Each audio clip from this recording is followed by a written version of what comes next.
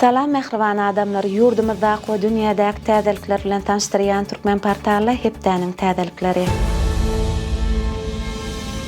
Türkmen portalı hepdäniň täzelikleriniň şu sanynda. Türkmenistanyň prezidenti oba hojalygynyň meseleleri boýunça iş maslahatyny geçirdi. Prezident Serdar Berdimuhammedow Birleşen Milletler Guramasynyň baş sekretarinyň ornmasary bilen hyzmatdaşlygy ara alyp maslahatlaşdy. Türkmenistanyň prezidenti Euronews teleýaýlymynyň direktorlar geňeşiniň başlygyny kabul etdi. Gurbanguly Berdimuhammedow Italiýanyň prezidentini halkara foruma çağırdy. Türkmenistanyň prezidenti we halk maslahatynyň başlygy bütün dünýä bankynyň vitse-prezidenti bilen duşdular. Ministrler kabinetiniň nowatdaky mejlisi geçirildi. Gurbanguly Berdimuhammedow Arkadaş şäherine iş taparyny amala aşyrdy. Mejlisiň başlygynyň ýol başçylygyny Türkmenistanyň wekiliýeti Türkiýe Respublikasyna iş taparyny amala aşyrdy we beýlik habarlady. 22 fevralda Türkmen halkynyň milli lideri Türkmenistanyň halk maslahatynyň başlygy Gurbanguly Berdimuhammedow Arkadaş şäherine iş taparyny amala aşyrdy. Halk maslahatynyň başlygy iş taparynyň barşyna täze şäheriň çäklerini gurulmagy meýilleşdirilýän disgalaryň şekil taslamalary bilen tanışdy. Arkadaş şäheriniň häkimi Gülşat Mämedowa Polotly binasyndan Taýçanak halkalayyn aýlawly ýola çenli aralyga uzaýan ýoly Ussat Seýis Aba Anaýew şaýol diýip atlanyrmak barada teklibi beýan etdi. Türkmen halkynyň milli lideri täze ýoly Aba Anaýewiň adan dakmak barada teklibiň halk maslahatynyň garamagyna hödürlenmeligini aýtdy. Şeýle hem halk maslahatynyň başlygy Gurbanguly Berdimuhammedow Arkadaş şäheriniň uly kommunikasiýalar ulgamyny döwrewaplaşdyrmak boýunça alınıp barlayan işler bilen tanışdy hemde akıllı şäherde 4G+ ýokary tezlikli internet tehnologiýasynyň işine ak pata berdi. Prezident Serdar Berdimuhammedow Türkmenistanyň Türkiýe Respublikasynyň ilçisi Mekan Işangulyýew şol bir wagtda Türkmenistanyň Marokkodaky diplomatik wekilhanasynyň ýol başçysy wezipesyne bellemek hakyna permany gol çekdi. Türkmenistan Xitay Halk Respublikasynyň başlygy Xi Jinping'in 12 dekabrda Aşgabatda geçiriljek parahatçylyk we ananşmagyň halkara forumuna resmi çakylyk hatyny berdi. Forum iki möhüm waka Türkmenistanyň başlangyjy bilen 2025-nji ýylyň halkara parahatçylyk we ananşmak ýyllylyp eglan edilmegi münasibetli hemde Türkmenistanyň hemişelik bitaraplygynyň 30 ýyllygına gabatlanyp geçiriler. 24 fevralda Türkmenistanyň prezidenti Serdar Berdimuhammedow ministrler kabinetiniň başlygynyň ornmasary Ata Halifoň hemde welaýatleriň häkimleriniň gatnaşmagyna iş maslahatyny geçirdi. Onu ýurdun oba hojalyk toplumyna we welaýatlaryna alınıp barlayan işler bilen baglanyşykly meselelere garaldy. 24 fevralda prezident Serdar Berdimuhammedow Birleşen Milletler Guramasynyň baş sekretarinyň ornmasary hanym Rabib Fatimany kabul etdi. Duşşukda şu ýylyň awgust aýyna geçirilmegi meýilleşdirilýän Birleşen Milletler Guramasynyň deňze çykalgasy bolmadyk ösüp barýan döwletler boýunça 3-nji maslahatynyň meseleleri ara alınıp maslahatlaşyldy. Türkmenistanaky daşary ýurt ilçilerinden ibaret topar saglyk ýoluna piyada gezilen jetdi. Diplomatlar 28 kilometr aralygy geçdiler. Olaryň üçüti Amerikanyň Birleşen Ştatlarynyň ilçisi Elizabeth Root, Yaponiýanyň ilçisi Sasaki Hiroshi we Pakistanyň ilçisi Ahsan Wagan umumy uzunlygy 36 kilometr bolan ýoly doly geçdiler. 25 fevralda Türkmenistanyň Daşary işler ministrliginde Merkezi Aziýa ýurtlary bilen hyzmatdaşlyk toparynyň başlygy Giuseppe Princiniň ýol başçylygynaky Ýewropa parlamentiniň wekiliýeti bilen duşşuk geçirildi. Gepleşikleriň dowamyna taraplar Türkmenistanyň Ýewropa parlamenti bilen hyzmatdaşlygyna ýokary baha berdiler. Türkmen tarapy Ýewropa birleşigi bilen iki taraplaryň hyzmatdaşlygy, iki taraplaryň görnüşde we Ýewropa birleşigi Merkezi Aziýa formatynyň çäklerini ösdürmäge ygyrarlydygyny tasdiklady. 25 fevralda Türkmenistanyň Daşary işler ministrliginde Daşary işler ministriniň ornmasary Ahmet Gurbanow bilen Xitay Halk Respublikasynyň Gansu welaýatynyň halk hökümetiniň Daşary işler boýunça idarasynyň direktorynyň ornmasary Chijao Sizun bilen duşşuk geçirildi. Taraplar Türkmen-Xitay gatnaşyklarynyň depkinli ösýänligini kanagatlanma bilen bellediler. Medeni insanperwer orada gatnaşyklarynyň ähmiýetine aýratyn öz çekildi. Meclisin başlığının yol başçılığındağı Türkmenistan'ın vekiliyeti 24-25 fevralda Türkiye Respublikasına iş saparını amala aşırdı. Saparın dowamında Türkmenistan'ın meclisinin başlığı Dünya Gözal Gulmanova Türkiye Respublikasının prezidenti Recep Tayyip Erdoğan bilen duşuk geçirdi. Duşuğun dowamında taraplar birek-birege hormat koymak we ynanşmak ýörelgilerini esaslanýan döwlet-ara gatnaşyklarynyň ýokary derejesini mellediler. Dünya Gözal Gulmanova Recep Tayyip Erdoğan'a 10 dekabrda Aşgabatda geçiriljek halkara forma gatnaşmak üçin çakylyk hatyny goşurdy. Şeýle hem saparyň dowamında Gulmanova Türkiýanyň Beýik Millet Mejlisiniň başlygy Numan Kurtulmuş bilen gepleşikler geçirdi. Onuň dowamında taraplar parlamentara dialog ösdürmegiň meselelerini ara alıp maslahatlaşdylar. Türk tarapy Türkmenistanyň mejlisine, türkü döwletleriň parlament assambleýasyna agda bolmagy teklip etdi. Saparyň medeni maksatnamasynyň çäklaryny Türkmen wekiliyeti Türkiýe Respublikasynyň ilkinji prezidenti Mustafa Kemal Atatürk'ün hormatyna anyt kabr aramgäkine gul goýmak çäresine gatnaşdy. Şeýle hem Türkmenistanyň bilim ministri Juma Murat Gurbangeliýewiň ýol başçylygyndaky wekiliyet Ankara şäherine iş saparyna boldy.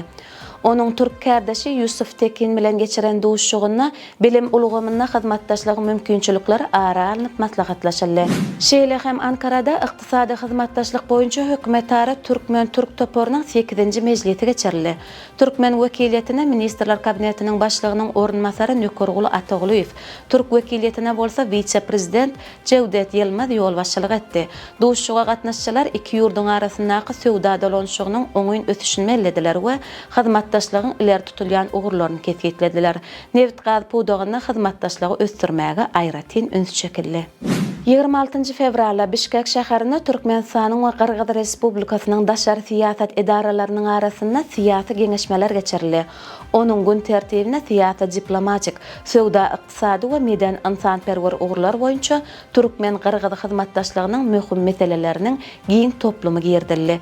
Duşuň netijeleri boýunça Türkmenistanyň daşary işler ministri Raşit Meredew we Kyrgyzstanyň daşary işler ministri Jenbek Kulbaýew iki ýurduň daşary siýasat edaralarynyň arasynda 2025-2026 ýyllar üçin hyzmatdaşlyk maksatnamasyna kol çekdiler. 26 fevralda Türkmenistanyň daşary işler ministri Raşit Meredew Kyrgyz Respublikasynyň prezidenti Sadyr Japarow bilen duşdy. Taraplar iki ýurduň arasynda gatnaşyklaryň ötüşiniň ýokary derejesini tasdiqladylar. Japarow Kyrgyz tarapynyň Türkmenistanyň başlangyjy bilen gurulýan ýokary derejeli wekilçilikli çärelere gatnaşmagy maksat edinýändigini ma'lum etdi. 27 fevralda Türkmenistanyň prezidenti Serdar Berdimuhammedow Euronews telekompaniýasynyň direktorlar geňeşiniň başlygy Pedro Vargas David kabul etdi. Euronews kompaniýasy bilen iki taraplyň gatnaşlyklary barada aýtmak bilen döwlet başçyny bu hyzmatdaşlygyň Türkmenistanyň medeni we taryhy mirasyny dünýä tanatmak hemde siýasatçylygy ösdürmek ýaly ugurlarda ösdürmegiň maksada laýyk boljakdygyny nykdady. 27 fevralda Türkmen halkynyň milli lideri Türkmenistanyň halk maslahatynyň başlygy Gurbanuly Berdimuhammedow Euronews telekompaniýasynyň direktorlar geňeşiniň başlygy Pedro Vargas David bilen duşdy. Gurbanuly Berdimuhammedow öňde barjy tehnologiýalary we innovasiýalary esaslanyp depginli ösýän habar beriş ulgamynyň giň köpçülige ýetirýän täsirini belläp, Euronews telekompaniýasy bilen hyzmatdaşlygy mundan beýlekde ilerletmäge Türkmenistanyň gyzyklanma bildirýändigini tasdiqlady. Türkmenistanyň daşary işler ministri Raşit Meredew bilen Euronews telekompaniýasynyň direktorlar geňeşiniň başlygy Pedro Vargas David'in arasynda 27 fevralda geçirilen duşukda Euronewsyň habarçylaryny Türkmenistana akkreditasiýa etmegin we soňlugy bilen Aşgabatda habarçylaryny okudyn açmagyň mümkinçiliklerine garaldy. Taraplar Türkmenistan bilen Euronewsyň arasynda hyzmatdaşlygyň oňy tejribesini bellemek bilen gatnaşyklary ulgamlaryň esasy ösdürmegi maksat edinýänliklerini tasdiqladylar. 27 fevralda Türkmenistanyň mejlisiniň başlygy Dünya Gözal Gulmanova bilen Halkara Zähmet Guramasynyň baş direktorynyň kömekçisi, bu guramanyň Ýewropa we Merkezi Aziýa boýunça tewitleýin bürosynyň direktory Beta Andreasyň arasynda duşuk geçirildi. Duşugyň dowamyna taraplar Türkmenistan bilen Halkara Zähmet Guramasynyň arasynda hyzmatdaşlygy işçiňleşdirmegiň möhüm ugurlaryny ara alyp maslahatlaşdylar. Şol gün Halkara Zähmet Guramasynyň baş direktorynyň kömekçisi bu guramanyň Ýewropa we Merkezi Aziýa boýunça tewitleýin bürosynyň direktory Beta Andreasyň Türkmenistanyň Daşary işler ministri Raşid Meredew bilen duşuşugy boldy. Onuň dowamyny 2025-nji ýyl üçin Türkmenistanyň hökümeti bilen halkara rehmet guramasynyň arasyndaky özara gatnaşyklaryň esasy ugurlary kesgitlenildi. Türkmen tarapy halkara rehmet guramasynyň hünärmenleriniň gatnaşmagyna değişli okuw sapaklaryny geçirmegi teklip etdi. Türkmen halkynyň milli lideri Türkmenistanyň halk maslahatynyň başlygy Gurbanuly Berdimuhammedow Italiýa Respublikasynyň prezidenti Sergio Mattarellini halkara parahatçylyk we ynançmak forumuna gatnaşmaga çağırdy. Bu barada ilçi Toýluk Kömekow bilen Italiýanyň prezidentiniň diplomatik geňeşiniň arasynda geçirilen duşuşygyň netijelerine talgylanyp Türkmenistanyň Daşary Tiýatr Edarasy habar berýär. Duşuşykda taraplar tiýatr, diplomatik, sowda, ykdysady we medeni ynsanperwer ugurlarda iki taraplaryň hyzmatdaşlygyň wajyp meselelerini ara alyp maslahatlaşdylar. Halkara parahatçylyk we ynançmak forumy 12-nji dekabrda Aşgabatda geçiriler. Aşgabatdaky iki sany innowasion lukmançylyk edarasy Germaniýanyň Rat für Farmbeck und German Design geňeşi tarapyndan awrayly German Design Award Wine 2025 adly guýanamalary münasip boldular. Halkara sagaldyşdy keldiş merkezi hemde halkara fiziologiýa ilmi klinik merkezi taslamalarynyň bedeg we binagarlyk aýratýanlyklary üçin şeýle hem dünýä ülümlerine laýyk gelýän innowasion enjamlar bilen üpçün edilenligi üçin bu guýanama bilen hilaglandylar. 400 orunluk halkara sagaldyşdy keldiş merkezi hemde 250 orunluk halkara fiziologiýa ilmi klinik merkezi geçen ýylyň oktyabr aýynda açyldy. Iki desgany hem GAP İnşaat Türk kompaniýasy gurdy. 28 fevralda Türkmenistanyň prezidenti Serdar Berdimuhammedow sanly ulga markaly hökümetiň nowatdaky mejlisini geçirdi. Mejlisde ýurduň durmuşyna değişli bir näçe meseleler garaldy.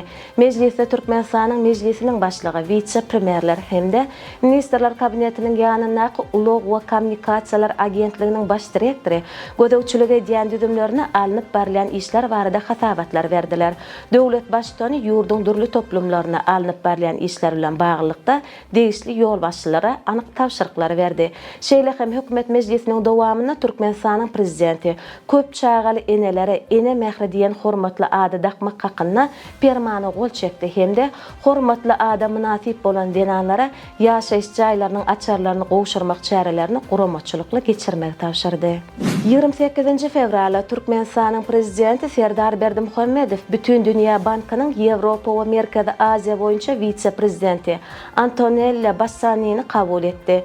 Duşuşygyň dowamyna Türkmenistan bilen Bütün Dünýä Bankynyň arasyndaky hyzmatdaşlygyň häzirki ýagdaýy we onu ösdürmegiň geljekki ugurlary barada pikir alşyldy. Prezident Serdar Berdimuhammedow durly ugurlarda hyzmatdaşlyk etmek boýunça Türkmenistanyň Bütün Dünýä Bankynyň tekliplerini seretmäge taýýardygyny tasdiklady. 28 fevralda Türkmen halkynyň milli lideri Türkmenistanyň halk maslahatynyň başlygy Gurbanuly Berdimuhammedow Bütün Dünýä Bankynyň Ýewropa we Merkezi Aziýa boýunça vice-prezidenti Antonella Bassani, bankyň Merkezi Aziýa boýunça tewitleýän direktory Tatyana Proskuryakowa hemde Halkara Maliýa Korporasiýasynyň Merkezi Aziýa we Türkiýe boýunça tewitleýän direktory Vipka Şlömer bilen duşdy. Duşuşykda özara hyzmatdaşlygyň netijeli haýaty eýdigi bellenildi hemde onu hasda kämilleşdirmegiň mümkinçiliklerine garaldy. 28 fevralda Türkmenistanyň mejlisiniň başlygy Dünýä Gözel Gulmanowanyň Eýran Islam Respublikasynyň Daşary işler ministriniň orunmasary Wahid Jalalzada bilen duşuşy geçirildi.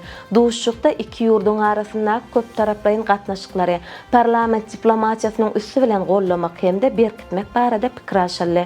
Şeýle hem parlamentara hyzmatdaşlygy işçiňleşdirmegiň we kanun çykarjylyk işine tejribe alşmagyň meselelerine garaldy.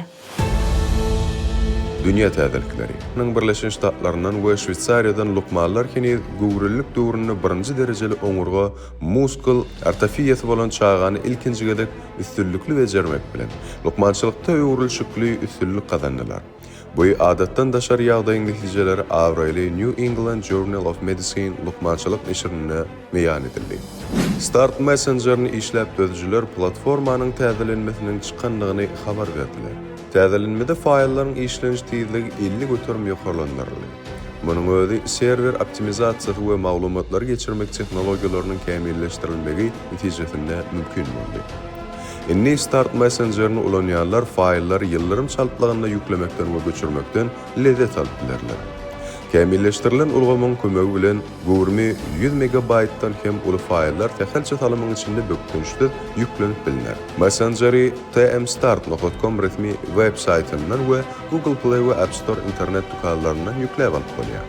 Täze ulunçylara 7 günlük töleksiz premium hasaba alınmak mümkinçiligi döredilýär. Braziliýanyň demirgalygynyň Amazon basseýniniň garasyna 55 000 ýyl bolan kijijik Buriticupa şäherine uly hup abanýar. Ol sözüňde bolmanysyna ýere gömülýär. Bu ýerde onlarça ýyl bäri dowam eden toprak çökme hadisasynyň soňky hepdelerde hat çaltlaşdy we ýerli häkimiýetler adatdan daşar ýagdaý elan etmäge mejbur etdi. Mesele takminan 30 yıl mundan odol güýçli ýagyş çägesi topragy ýygyderli ýuwup başlanyna ýede çykdy. Bu wagtlap dowam eden gar ýagyny Ýaponiýanyň kenaryaky etraplaryna uly kynçylyklar döredýär. Uly gar gatlaklary, ýollary, agaçlary we ýaşaýyş saýlarynyň üstüni we çökleri örtdi. Minamiyonuma şäherine gar örtüginiň galyňlygy 4 metre bolýardy. Has täsirli ýagdaý Kayu Onsen daglyjy dinjalş merkezine emele geldi. Bu ýerde gar depeleriniň beýikligi 2 gatly bina bilen deňleşdi. Bu soňky 10 ýyllygyň naky eň ýokary görkezçidir. İspaniýanyň döwlet muzeýlary ýurdun medeniýet ministrliginiň täze kararyna laýyklykda sergi dağlarından adam galynlaryny çykarmak işine girişdiler. Resminame şeýle eksponatlary ahlak taýdan çemeleşmegiň we adam mertebesine hormat goýmagyň ähmiýetini atýar. Medeniýet ministrliginiň berýän maglumatlaryna laýyklykda İspaniýanyň muzeýlerini 15 000 töwere adam galynlary, şol sanyna mumiýalar we süňk bölekler saklanýar.